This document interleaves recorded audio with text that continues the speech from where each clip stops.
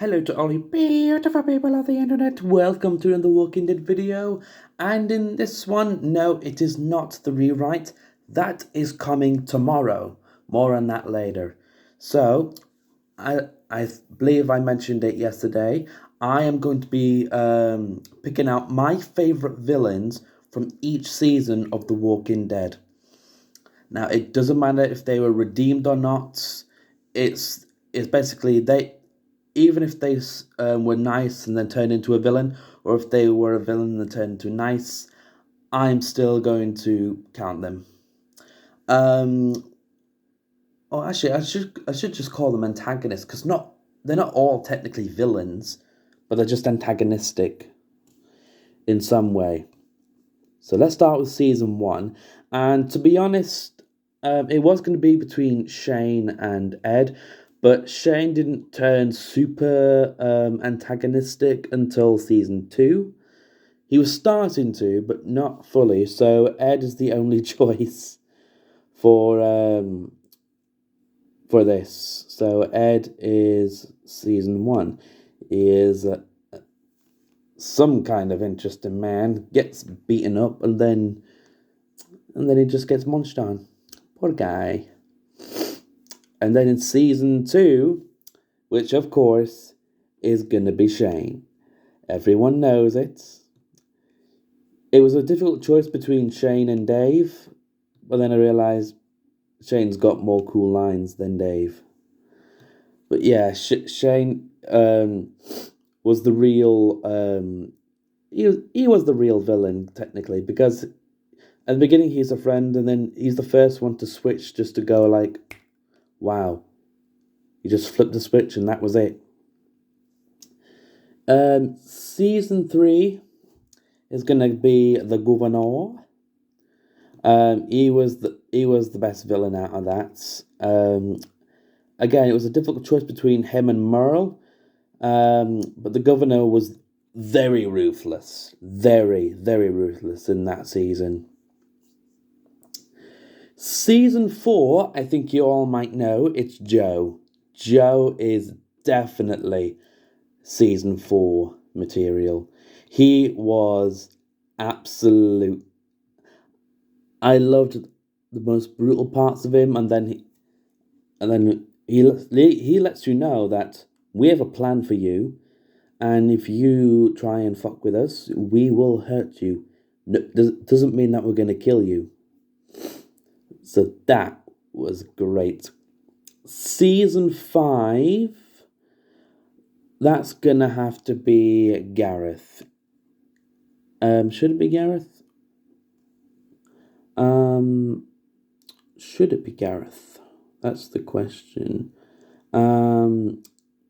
Yeah, let's make it Gareth. I was considering Pete's, but Pete was more a weakling. He didn't have a plan at all. Gareth, crazy cannibal, but you gotta admit, he was very charming. If you could say that. He was very charming. But also quite cowardly as well. Season 6.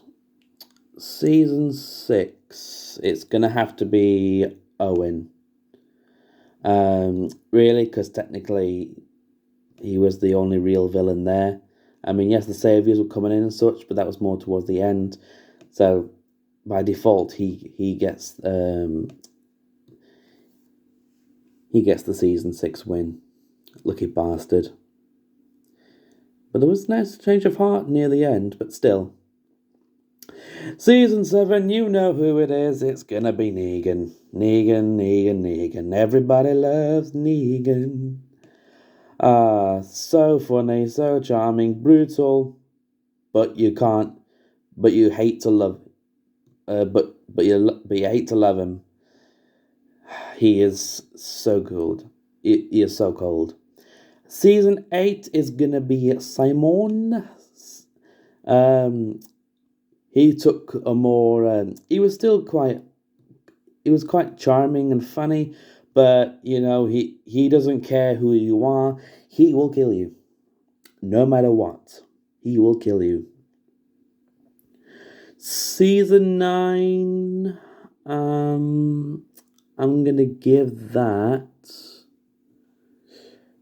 to. I'm gonna give that to Alpha.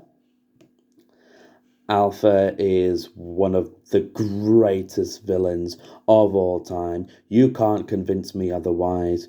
You can argue it's Negan, but then Negan got redeemed. So, if we were talking about season 7 Negan or season 8 Negan, then I would have said, yeah, it's Negan, but it's not. It's Alpha. Alpha is so cold, so brutal. She does not care if you're a teenager, your head's going on a pike. Season 10, ultimate defaultly goes to Beta, because really he's the only big villain in season 10. So he gets this win by default. Lucky Beta. And then season 11 was really hard because I wasn't quite sure. Like, because season 11, while it was really good, there was not much that really happened. Like, you got the Commonwealth storyline, you had the Useless Reaper storyline, and then afterwards it just got boring, and I was like, I hate these villains, but are they really that big? So, after a lot of consideration and thought, I took it to Sebastian.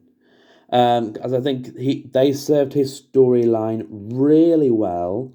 I was surprised they killed him off because I have read the comics, and then he gets a satisfying death, which I was hollering, I was hooting, I was like, yeah!